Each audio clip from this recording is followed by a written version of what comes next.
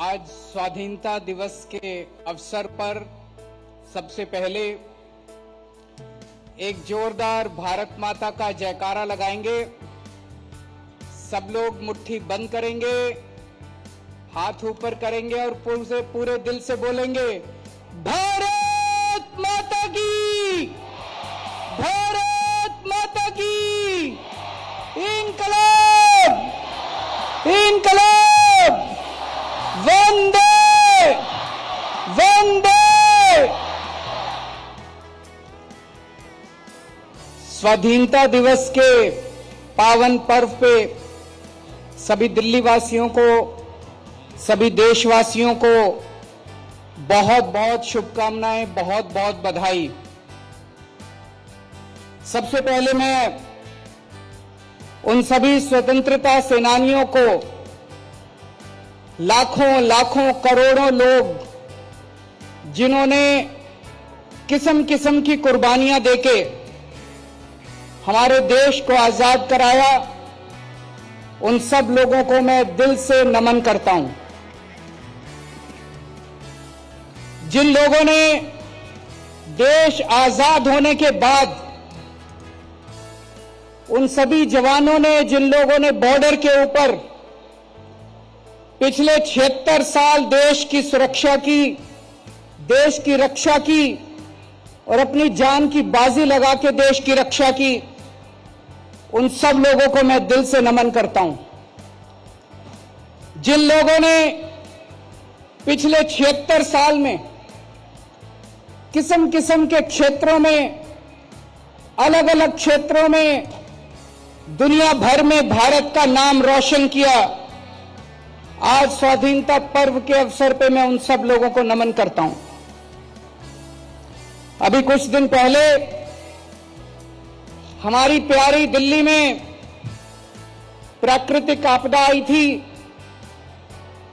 भीषण बाढ़ आई थी। यमुना का स्तर इतना बढ़ गया था जितना आज तक दिल्ली के इतिहास में कभी उतना यमुना का स्तर नहीं बढ़ा था। लेकिन सभी दिल्लीवासियों ने मिलकर दिल्ली सरकार के साथ, केंद्र सरकार की मदद से इस आपदा का सामना किया और मुझे खुशी है कि हम उस आपदा का सामना करने में सफल हुए। कुछ लोगों के घरों में क्षति हुई, उन लोगों का सामान नष्ट हो गया था।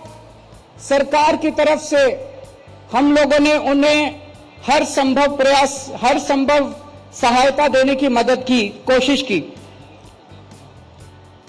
दोस्तों, आज स्वाधीनता दिवस का पर्व है, खुशी का मौका है, लेकिन मन का एक कोने में एक छोटी सी व्यथा है। आज मन व्यथित है। देश के कुछ हिस्सों के अंदर आज एक भाई दूसरे भाई से लड़ रहा है। मणिपुर जल रहा है। मणिपुर में एक समुदाय के लोग दूसरे समुदाय के लोगों से लड़ रहे हैं। मणिपुर में इस समुदाय के लोग उस समुदाय के लोगों को मार रहे हैं, उस समुदाय के लोग इस समुदाय के लोगों को मार रहे हैं। इस समुदाय के लोग उस समुदाय के लोगों के घर जला रहे हैं, दुकानें जला रहे हैं। उस समुदाय के लोग इस समुदाय के लोगों के घर और दुकानें जला रहे हैं। इस समुदाय के लोग उनकी महिलाओं के साथ गलत काम कर रहे हैं। उस समुदाय के लोग इस समुदाय के लोगों के महिलाओं के साथ गलत काम कर रहे हैं। फायदा किसका हो रहा है? दोनों समुदाय के लोग व्यथित हैं।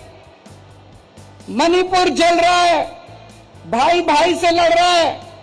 अभी तक जो लोग एक साथ शांति के साथ रहा करते थे वो आपस में लड़ रहे हैं। इधर हम हरियाणा में देखते हैं, यहां भी दो समुदाय आपस के अंदर लड़ रहे हैं। ये समुदाय उस समुदाय से लड़ रहा है, वो इससे लड़ रहा है। फायदा किसका हो रहा है? इस लड़ाई में किसका फायदा हो रहा है? हम 21वीं सदी में रह रहे हैं। ये साइंस का युग है, ये टेक्नोलॉजी का युग है। दुनिया कहीं की कहीं पहुंच गई और हम आपस में लड़ते रह गए। अगर हम आपस में लड़ेंगे, अगर भाई भाई से लड़ेगा, तो भारत विश्वगुरु कैसे बनेगा? हम लोग तो रोज कहते हैं कि भारत विश्वगुरु बनेगा, भारत विश्वगुरु बनेगा। भारत विश्वगुरु कैसे बनेगा? एक परिवार, एक पिता जिन्होंने अपनी जिंदगी में खूब पैसा कमाया, उनकी मौत हो गई। उनके 4 बच्चे हैं, चारों बच्चे आपस में लड़ रहे हैं, एक दूसरे को मारने पर आतुर हैं। क्या वो परिवार प्रगति कर सकता है? बिल्कुल नहीं कर सकता। पिताजी जो कमा के गए थे वो भी खत्म कर देगा परिवार, चारों बच्चे उसको भी उजाड़ देंगे। लेकिन एक परिवार जिसमें चारों भाई मिलके परिवार में एक साथ मोहब्बत के साथ रहते हैं, वो परिवार तरक्की करता है।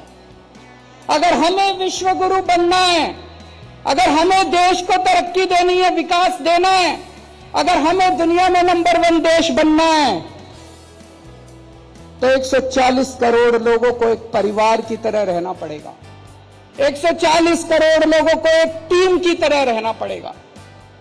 आज हमारे देश के सामने इतनी समस्याएं हैं, उन समस्याओं को कैसे निपटेंगे हम अगर हम आपस में लड़ते रहे तो? आज सुनने में आता है देश के कई हिस्सों में लंबे लंबे बिजली के पावर कट लगते हैं। कहीं 7 घंटे का पता चलता है, उस राज्य में 7-7 घंटे के पावर कट, इस राज्य में 8-8 घंटे के पावर कट, कई कई घंटे बिजली नहीं आती।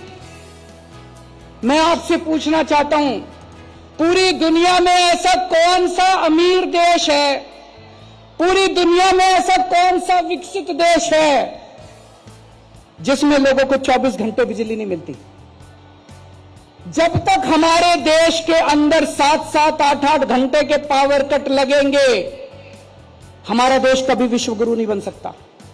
कहने को बड़े बड़े भाषण दिए जा सकते हैं, जब तक हमारे देश में 24 घंटे बिजली नहीं होगी, इंडस्ट्री कैसे तरक्की करेगी, किसान कैसे बुआई करेगा अगर हमारे देश के अंदर 24 घंटे बिजली नहीं होगी? तो अगर हमें दुनिया में विश्वगुरु बनना है तो अपने देश में 24 घंटे बिजली का इंतजाम करना पड़ेगा। हमारे देश में लंबे लंबे पावर कट क्यों लग रहे हैं? बिजली क्यों नहीं आती? क्या बिजली की कमी है? अब मैं आपको एक ऐसा आंकड़ा बताने वाला हूं जिसे सुन के आप चौंक जाएंगे। हमारे देश में 4.25 लाख मेगावाट बिजली बनाने की क्षमता है। कितनी क्षमता है? 4.25 लाख मेगावाट बिजली उत्पादन करने की क्षमता है। यानी कि हमारे देश में इतने पावर प्लांट हैं कि वो सारे अगर 100% क्षमता पे काम करें तो 4.25 लाख मेगावाट बिजली बना सकते हैं। और हमारे देश की बिजली की डिमांड कितनी है? पीक डिमांड, यानी कि सबसे ज्यादा डिमांड। जैसे दोपहर के टाइम में सारे लोग एसी चला लेते हैं तो सबसे ज्यादा बिजली, उसको पीक डिमांड कहते हैं। पीक डिमांड हमारे देश की केवल 2 लाख मेगावाट है। हमारी 4.25 लाख मेगावाट बिजली बनाने की क्षमता है, लेकिन केवल 2 लाख मेगावाट बिजली की डिमांड है। फिर भी बिजली नहीं आती, फिर भी पावर कट लगते हैं, फिर भी हमारे घर में बिजली नहीं पहुंचती। क्यों? क्या कारण है? मिसमैनेजमेंट, भ्रष्टाचार, लैक ऑफ विजन। पहले दिल्ली में भी ऐसा ही था। 2015 में जब हमारी सरकार बनी थी, मेरे को याद है 2014 की गर्मियां मेरे को आज तक याद है, जब रात को 7-7, 8-8 घंटे के पावर कट लगा करते थे। दिल्ली में हमने ठीक कर दिया। यहां भी मैनेजमेंट खराब था, दिल्ली का मैनेजमेंट हमने ठीक किया। आज पूरे देश में दिल्ली अकेला शहर है जहां 24 घंटे बिजली आती है।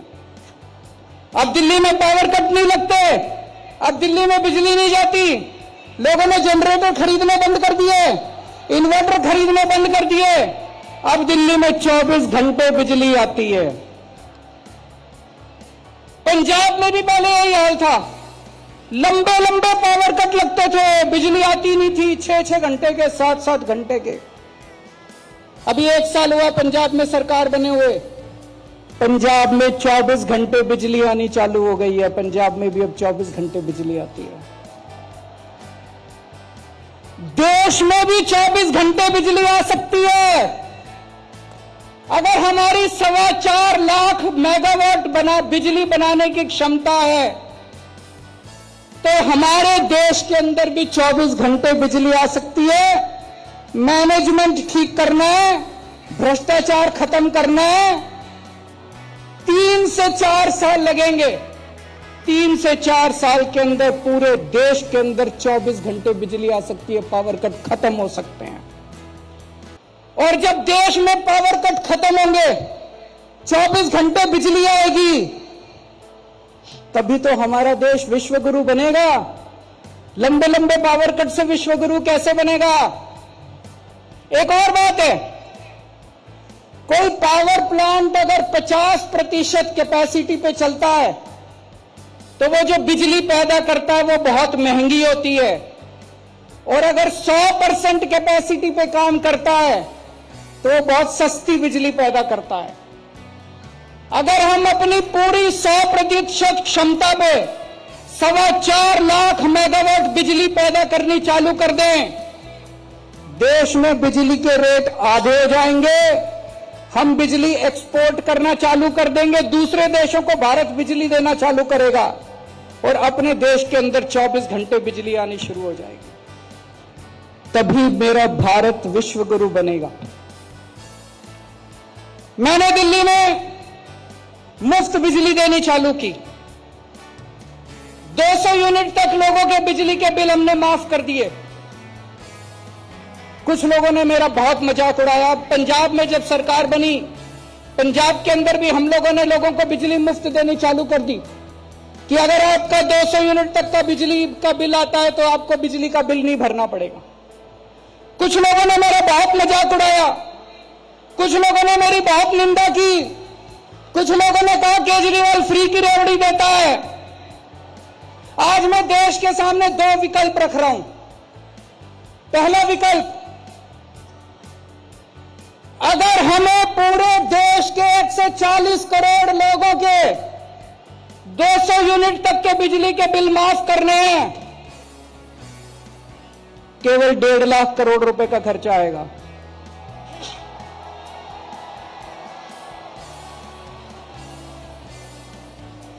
अगर हमें अपने देश के 140 करोड़ लोगों के 200 यूनिट तक के बिजली के बिल माफ करने हैं, तो केवल 1.5 लाख करोड़ रुपए का खर्चा आएगा। और अभी हम अखबारों में पढ़ते हैं कई बार कि 4 बड़े बड़े अरबपतियों के 1.5 लाख करोड़ रुपए के बैंकों के कर्जे माफ कर दिए। मैं आज देश के सामने 2 विकल्प रख रहा हूं कि क्या 140 करोड़ लोगों के 200 यूनिट बिजली के बिल माफ होने चाहिए, या 4 अरबपति लोगों के 1.5 लाख करोड़ रुपए के बैंकों के कर्जे माफ होने चाहिए। देश तय कर ले, जो देशवासी कहेंगे वही होना चाहिए। एक और बात मैं आपसे प्रश्न पूछना चाहता हूं, जब तक हमारे देश में पैदा होने वाले हर बच्चे को अच्छी शिक्षा नहीं मिलेगी, क्या हमारा देश विश्वगुरु बन सकता है? नहीं बन सकता। आप कोई अमीर देश उठा के देख लो, Japan, France, Tokyo, America, Canada, Italy, कोई यूरोपियन कंट्री उठा के देख लो, डेनमार्क, स्वीडन, कोई अमीर देश उठा के देख लो, वहां हर बच्चे को, चाहे अमीर का बच्चा हो चाहे गरीब का बच्चा हो, अच्छी से अच्छी शिक्षा मिलती है। सरकारें शिक्षा देती हैं, गरीबों को सरकारें अच्छी से अच्छी शिक्षा देती हैं सरकारी स्कूलों में। हमारे देश में 25 करोड़ बच्चे स्कूल जाते हैं। कितने? 25 करोड़ बच्चे स्कूल जाते हैं। इनमें 17 करोड़ बच्चे सरकारी स्कूलों में जाते हैं। अगर दिल्ली की बात छोड़ दे, अधिकतर सरकारी स्कूल कबाड़ खाने बने हुए हैं देश के अंदर। अधिकतर सरकारी स्कूल खटारा बने हुए हैं। टॉयलेट नहीं है, पीने का पानी नहीं है, बिल्डिंग टूटी पड़ी है, छत छू रही है, पंखे टूटे पड़े हैं, बैठने को डेस्क नहीं है, कोई पढ़ाई लिखाई नहीं है। बुरा हाल है सरकारी स्कूलों का देश भर के अंदर। अगर 17 करोड़ मेरे देश के बच्चे ऐसे सरकारी स्कूलों में पढ़ रहे हैं, शिक्षा के नाम पे उनको जीरो, क्या मेरा देश विश्व गुरु बन सकता है? नहीं बन सकता। जब तक एक एक बच्चे को अच्छी से अच्छी शिक्षा नहीं दी जाएगी, तब तक हमारा देश विश्व गुरु नहीं बन सकता। केंद्र सरकार ने अभी एक कार्यक्रम शुरू किया है। पूरे देश में 14,500 सरकारी स्कूलों को ठीक करने का 5,000 करोड़ रुपए खर्च करके 14,500 सरकारी स्कूल केंद्र सरकार ठीक करेगी। पर पूरे देश में तो 10 लाख सरकारी स्कूल हैं। 10 लाख सरकारी स्कूल। 5 साल में अगर हम 14,500 स्कूल ठीक करेंगे तो 10 लाख सरकारी स्कूल ठीक करने में तो 150-200 साल लग जाएंगे। आज मैं आपके सामने एक प्लान रख रहा हूं। 5 साल के अंदर देश के सारे 10 लाख सरकारी स्कूल शानदार बनाए जा सकते हैं, फर्स्ट क्लास बनाए जा सकते हैं, वर्ल्ड क्लास बनाए जा सकते हैं।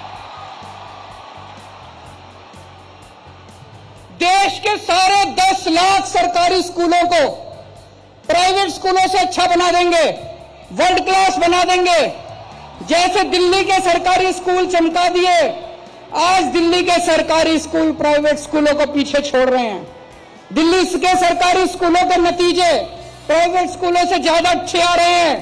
हमें करना आता है। पहले दिल्ली के सरकारी स्कूल ठीक किए, अब पंजाब के सरकारी स्कूल शानदार बनाए जा रहे हैं।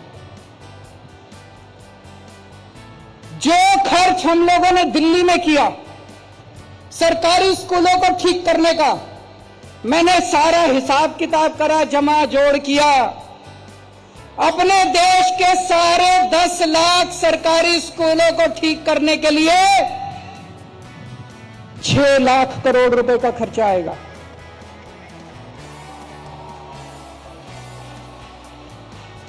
और अगर 5 साल में ठीक करेंगे तो 6 लाख को 5 से भाग करके देख लो, 1.25 लाख करोड़ रुपए हर साल खर्च करने पड़ेंगे। 1.25 लाख करोड़ रुपए भारत जैसे देश के लिए, अपने लिए कोई ज्यादा नहीं है।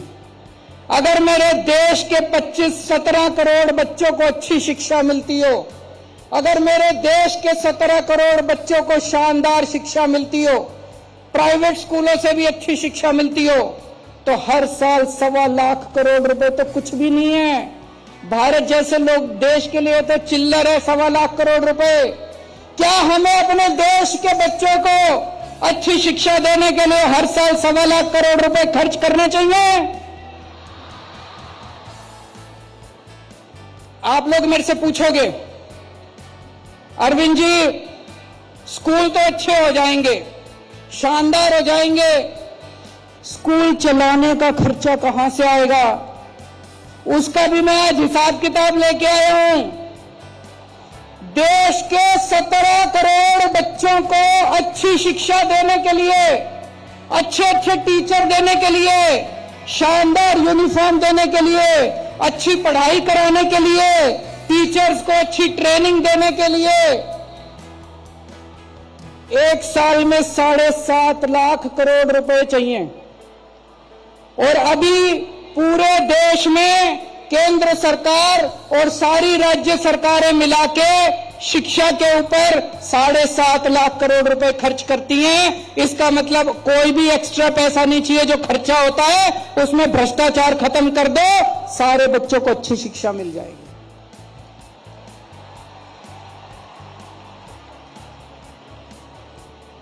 दोस्तों, मेरा सपना गरीब की गरीबी दूर करना नहीं है। ये वाले स्लोगन तो हम पता नहीं कब से दूर सुनते आ रहे हैं, गरीबी दूर करो, गरीबी दूर करो। मेरा सपना गरीब की गरीबी दूर करना नहीं है। मेरा सपना हर गरीब को अमीर बनाना है। मैं हर गरीब को अमीर बनाना चाहता हूं, और हर गरीब तब अमीर बनेगा जब उसका बेटा इंजीनियर बनेगा, जब उसका बेटा डॉक्टर बनेगा, जब उसके बेटे को शानदार शिक्षा मिलेगी। एक मजदूर के बेटे को जानता हूं, उसके पिताजी दिहाड़ी करते हैं, मुश्किल से 4-5 हजार रुपए महीना कमाते हैं। दिल्ली के अंदर 4-5 हजार रुपए महीने में कुछ नहीं होता। उसके बेटे ने सरकारी स्कूल में पढ़ते पढ़ते इस बार वो इसका एडमिशन इंजीनियरिंग में हो गया। अब जब वो बच्चा पास करके निकलेगा, 2 लाख 3 लाख रुपए महीना तनख्वाह, उसकी शुरुआत की तनख्वाह 2 लाख रुपए महीना होगी। अमीर हुआ कि नहीं हुआ उसका परिवार? उसके परिवार की गरीबी दूर नहीं हुई, उसका परिवार अमीर हो गया। जब हमारे देश में पैदा होने वाले हर बच्चे को अच्छी शिक्षा मिलने लगेगी, तब मेरा देश विश्वगुरु बनेगा। विश्वगुरु केवल भाषण देने से नहीं बनेगा। हमारे देश के अंदर आज अगर किसी के घर में कोई बीमार हो जाए, अगर थोड़ी सी सीरियस बीमारी हो जाए, सब कुछ लुट जाता है। सरकारी दिल्ली को छोड़ दें, देश के अन्य हिस्सों में सरकारी अस्पतालों का इतना बुरा हाल है, इतना बुरा हाल है। डॉक्टर आते नहीं है, मशीनें काम नहीं करती हैं, टेस्ट होते नहीं है, कोई इलाज नहीं होता। हर आदमी चाहता है मैं प्राइवेट में जाके इलाज कराऊं। जब तक इस देश के अंदर पैदा होने वाले हर इंसान को अच्छे से अच्छा इलाज नहीं मिलेगा, तब तक मेरा देश विश्वगुरु नहीं बन सकता। आप कोई देश उठा के देख लो, हर देश के अंदर वहां की सरकारें अपने लोगों को पूरा मुफ्त और अच्छा इलाज देती हैं। दिल्ली में हमने मोहल्ला क्लिनिक बनाए, गली गली के अंदर मोहल्ला क्लिनिक खुल गए हैं। अगर आपको छोटी सी बीमारी होती है, आप मोहल्ला क्लिनिक में जाओ, आपका इलाज हो जाता है। आपको दवाइयां मुफ्त मिलती है, आपको टेस्ट मुफ्त होते हैं, आपका इलाज हो जाता है। हमारे देश में कितने गांव ऐसे हैं, दूर दूर तक अगर छोटी सी बीमारी हो जाए, मैंने देखा है सोशल मीडिया में, आपने भी देखा होगा, 2 लोग चारपाई पे उठा के उसको इतनी दूर चलते जा रहे हैं और अस्पताल तक पहुंचने के लिए। मैंने हिसाब लगाया है, देश के कोने कोने में मोहल्ला क्लिनिक खोला जा सकता है। 1 लाख मोहल्ला क्लिनिक खोलने के लिए पूरे देश में कोने कोने में 1 लाख मोहल्ला क्लिनिक खोलने के लिए केवल 10,000 करोड़ रुपए चाहिए। 10,000 करोड़ रुपए तो कुछ भी नहीं है। 10,000 करोड़ रुपए 2 साल के अंदर पूरे देश में कोने कोने के अंदर, देश के कोने कोने में, गांव गांव के अंदर मोहल्ला क्लिनिक खोले जा सकते हैं। 1 लाख मोहल्ला क्लिनिक खोलने के लिए केवल 10,000 करोड़ रुपए चाहिए। और अगर आपको थोड़ी बड़ी बीमारी हो जाए, हमारे देश के अंदर हर जिले में जिला अस्पताल है, लेकिन आज जिला अस्पताल की बहुत बुरी हालत है। जिला अस्पताल टूटे फूटे पड़े हैं, मशीनें काम नहीं कर रही। इसका मैंने पूरा प्लान बनाया। हर जिले के जिला अस्पताल को 500 बेड अस्पताल बनाने के लिए, मल्टी स्पेशलिटी अस्पताल बनाने के लिए, मैक्स फोर्टिस अपोलो जैसा शानदार अस्पताल बनाने के लिए, पूरे देश के हर जिले में एक एक मल्टी स्पेशलिटी हॉस्पिटल खोलने के लिए केवल 1.5 लाख करोड़ रुपए चाहिए। मैं तो कई बार सोचता हूं, ये 75 साल में अभी तक क्यों नहीं हुआ, हो जाना चाहिए था। इतने कम पैसे, 1.5 लाख करोड़ रुपए में पूरे देश के हर जिले के अंदर 500 multi bedded multi speciality hospital खुल सकता है। और दिल्ली के अंदर हम हर व्यक्ति को फ्री इलाज देते हैं, सारी दवाइयां फ्री, सारे टेस्ट फ्री, ऑपरेशन फ्री, सब। 140 करोड़ लोगों का फ्री इलाज करने के लिए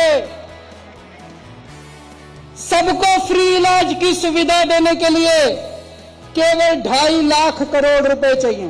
तो टोटल कितने हो गए? 2.5 लाख करोड़, 10,000 करोड़, 1.5 लाख करोड़, 4 लाख करोड़। आपको जान के ताज्जुब होगा, आज पूरे देश में राज्य सरकारें और केंद्र सरकार मिलके 4 लाख करोड़ रुपए खर्च करती हैं। एक नया पैसा एक्स्ट्रा नहीं चाहिए, कोई एक्स्ट्रा पैसा नहीं चाहिए। ये जो पैसा चोरी हो रहा है, भ्रष्टाचार में जा रहा है, सारा पैसा मिसमैनेजमेंट हो रहा है। जैसे दिल्ली में हमने ठीक किया, जैसे पंजाब में हमने ठीक किया, अगर पूरे देश के अंदर मैनेजमेंट ठीक कर दिया जाए तो इस देश के हर आदमी को फ्री में शानदार इलाज मिल सकता है। और जब मेरे देश के हर व्यक्ति को फ्री में शानदार इलाज मिलेगा, तभी मेरा देश विश्व गुरु बनेगा। और आप सोच के देखो, अगर हमारे सारे बिजली के प्लांट चलने लग गए, इतने सारे स्कूल खुल जाएंगे, इतने सारे अस्पताल, मोहल्ला क्लिनिक खुलेंगे, 3 करोड़ नए रोजगार पैदा होंगे। मेरे 3 करोड़ युवा साथियों को रोजगार मिलेंगे। पूरे देश में 3 करोड़ लोगों को रोजगार मिलेंगे। लोगों को सुरक्षा चक्र मिलेगा। किसी के घर में बच्चा पैदा होगा, उसे यह चिंता नहीं है मैं इसकी पढ़ाई कैसे कराऊंगा। किसी के घर में कोई बीमार होगा, उसे यह चिंता नहीं है मैं इसका इलाज कैसे कराऊंगा। किसी को अपना बिजली का बिल देने की चिंता करने की जरूरत नहीं पड़ेगी। 3 सुरक्षा चक्र लोगों को मिलेंगे। आज जितनी महंगाई है, अभी एक सर्वे आया थोड़े दिन पहले, पूरे देश में सबसे कम महंगाई दिल्ली के अंदर है, 2%। बाकी राज्यों में 6% महंगाई है, दिल्ली में 2% महंगाई है। क्यों? क्योंकि दिल्ली में बिजली मुफ्त है, पानी मुफ्त है, शिक्षा मुफ्त है, महिलाओं का सफर मुफ्त है, इलाज मुफ्त है। इसलिए दिल्ली में सबसे कम महंगाई है। अगर हमने पूरे देश के अंदर लोगों को फ्री शिक्षा दे दी, शानदार शिक्षा दे दी, फ्री इलाज करा दिया, शानदार इलाज करा दिया, फ्री बिजली दे दी, पूरे देश में लोगों को महंगाई से छुटकारा मिलेगा। दोस्तों, पूरा देश तरक्की करेगा। तो संसाधन तो हैं हमारे पास, केवल नीयत की कमी है, विजन की कमी है, ईमानदारी की कमी है। एक ही निर्णय लेना हम लोगों को। पिछले कुछ सालों में हमारे देश में कुछ चंद लोगों के 12 लाख करोड़ रुपए के कर्जे माफ कर दिए। 12 लाख करोड़ रुपए के, कुछ चंद अरबपति लोगों के 12 लाख करोड़ रुपए के। हमारे देश को निर्णय लेना पड़ेगा कि क्या सरकारें कुछ चंद अरबपति लोगों के लिए चलनी चाहिए या 140 करोड़ लोगों के लिए चलनी चाहिए। अगर आज हम ये निर्णय लेते हैं कि 140 करोड़ लोगों के लिए चलनी चाहिए, तो देश के हर बच्चे को अच्छी शिक्षा मिल सकती है, देश के हर नागरिक को अच्छा इलाज मिल सकता है और हर परिवार को फ्री बिजली मिल सकती है। आज देश के अंदर चारों तरफ नेगेटिविटी हो गई है, मार धाड़, लड़ाई झगड़ा, नफरत। सोशल मीडिया उठा के देख लो, इतने लड़ाई झगड़े चल रहे हैं। हमें अपने देश के अंदर पॉजिटिव एनर्जी क्रिएट करनी पड़ेगी, देश के अंदर पॉजिटिव ऊर्जा लानी पड़ेगी, तभी देश तरक्की करेगा, तभी देश आगे बढ़ेगा। जब मैं मणिपुर के बारे में हम लोग सोचते थे, सुनते थे, दिल बहुत तकलीफ होता था। हमें लगता था हम क्या कर सकते हैं। हमने अपनी तरफ से एक छोटा सा काम किया। मणिपुर के कुछ लोग छोड़ के वहां के हालात से तंग होकर दिल्ली आ गए। हमने दिल्ली में सरकारी स्कूलों में उनके बच्चों का एडमिशन करा दिया। उनके पास सर्टिफिकेट नहीं थे, उनके घर जल गए थे, उनके पास किसी तरह का स्कूल लिविंग सर्टिफिकेट वगैरह कुछ नहीं था। हमने बिना किसी सर्टिफिकेट के लगभग 150 मणिपुर से आए हुए बच्चों का हमने अपने सरकारी स्कूलों में एडमिशन करा दिया। उन बच्चों की काउंसलिंग कराई जा रही है, उन लोगों को लैंग्वेज की प्रॉब्लम है उसको सिखाया जा रहा है, और अन्य बच्चों के साथ मिलकर उनको एक नॉर्मल जिंदगी जीने की कोशिश की जा रही है। मेरे पास कई व्यापारी आए। आज देश का व्यापारी बहुत दुखी है। जीएसटी इतना कॉम्प्लिकेटेड है, इतना कॉम्प्लिकेटेड है। लोग कहते हैं जी धंधा करें कि जीएसटी करें। हम 24 घंटे जीएसटी करते रहते हैं, 24 घंटे टैक्सेशन करते रहते हैं, फिर भी कहीं ना कोई गलती हो जाती है। हमारे देश का व्यापारी ईमानदारी से काम करना चाहता है, हमारे देश का उद्योगपति ईमानदारी से काम करना चाहता है, लेकिन हमने सिस्टम ऐसा बना दिया कि उसको जानबूझ के बेईमानी करनी पड़ती है। मुझे लगता है कि जीएसटी के अंदर मूल चूल परिवर्तन करने की जरूरत है। व्यापारी जीएसटी हैंडल नहीं कर पा रहा। चाणक्य ने एक बार कहा था कि जब कोई राजा टैक्स लेता है तो उसे ऐसे टैक्स लेना चाहिए जैसे मधुमक्खी बड़े प्यार से फूल से शहद निकालती है और फूल को पता भी नहीं चलता कि शहद निकाल लिया गया। उसी तरह से सरकार को व्यापारियों से ऐसे टैक्स लेना चाहिए कि व्यापारी को पता भी ना चले कि उससे टैक्स ले लिया गया। लेकिन अगर टैक्स इतना कॉम्प्लिकेटेड कर दिया कि व्यापारी दुखी है, तो फिर व्यापारी व्यापार कैसे करेगा, और व्यापार नहीं करेगा तो देश तरक्की कैसे करेगा। अभी दिल्ली के लोगों का अधिकार छीनने के लिए पहले एक ऑर्डिनेंस लाया गया और उसके बाद एक कानून पास किया गया। दिल्ली के लोगों के लोकतांत्रिक अधिकार छीन लिए गए। दिल्ली की चुनी हुई सरकार के काम करने की क्षमता को छीन लिया गया।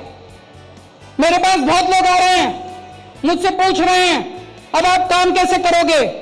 आज मैं स्वतंत्रता दिवस के पावन अवसर पर दिल्ली के 2 करोड़ लोगों को यह आश्वासन देता हूं कि जो मर्जी हो जाए, जो मर्जी पावर छीन लें, हमारे 2 काम जारी रहेंगे। एक तरफ हम पावर वापस आपकी पावर वापस दिलाएंगे, दिल्ली के 2 करोड़ लोगों को आपको अपने अधिकार वापस दिलाएंगे। इसकी लड़ाई हम सुप्रीम कोर्ट में लड़ेंगे।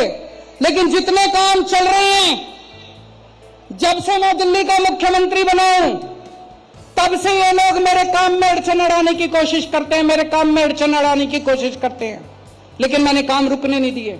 आपके जितने दिल्ली में काम चल रहे हैं, सारे काम चलते रहेंगे। आपकी फ्री बिजली चालू रहेगी, आपके बच्चों का अच्छी शिक्षा जारी रहेगी, आपके लोगों का अच्छा इलाज जारी रहेगा, आपकी महिलाओं को फ्री सफर जारी रहेगा। आप चिंता मत करना, अपना प्यार बनाए रखना। जितने काम है सारे काम जारी रहेंगे। हो सकता है थोड़ी स्पीड कम हो जाए, जब क्षमता वापस आएगी सारी तो हम खूब स्पीड से और काम करेंगे। लेकिन यह कभी मत सोचना कि दिल्ली के काम किसी भी हालत में मैं रुकने नहीं दूंगा। दिल्ली के काम नहीं रुकेंगे बिल्कुल। पिछले दिनों दिल्ली नगर निगम ने पूरी दिल्ली के अंदर सफाई अभियान शुरू किया है। बहुत तेजी के साथ उन्होंने कई टीम बनाई है। पूरा दिल्ली नगर निगम, सभी सफाई कर्मचारी, सभी उनके अधिकारी, सब लोग लगे हुए हैं। मैं दिल्ली के लोगों को आज अपील करना चाहता हूं, आप सब लोग इस सफाई अभियान में जुड़िए और आइए मिलके हम अपनी दिल्ली को साफ सुथरा बनाते हैं। आने वाले दिनों में मैंने अपने सामने 3-4 मेन काम रखे हैं। एक, पानी पे काम करना है और मैं कर रहा हूं। दिल्ली के हर घर 24 घंटे पानी पहुंचना चाहिए और टूटी से साफ पानी आना चाहिए। यमुना की सफाई करनी है, उस पे हम लोग लगे हुए हैं। जो सड़कें टूटी हुई हैं, सारी सड़कों की रिपेयर करानी है और दिल्ली की सड़कों को यूरोपियन स्टैंडर्ड का बनाना है, साफ सुथरा बनाना है। इन सभी कामों पे हम लोग लगे हुए हैं। फिर से अंत में केवल एक ही चीज कहूंगा, हम सब लोग अपने भारत को बहुत प्यार करते हैं, हम सब लोग भारत माता को बहुत प्यार करते हैं। लेकिन अगर हम आपस में लड़ेंगे तो भारत कहीं आगे नहीं पहुंच पाएगा। हमें लड़ना नहीं है, देश के 140 करोड़ लोगों को मिलके एक टीम की तरह, एक परिवार की तरह काम करना है। और जिस दिन हमने मिलकर काम करना शुरू कर दिया, दुनिया की कोई ताकत भारत को दुनिया का नंबर 1 देश बनाने से नहीं रोक सकती। भारत माता की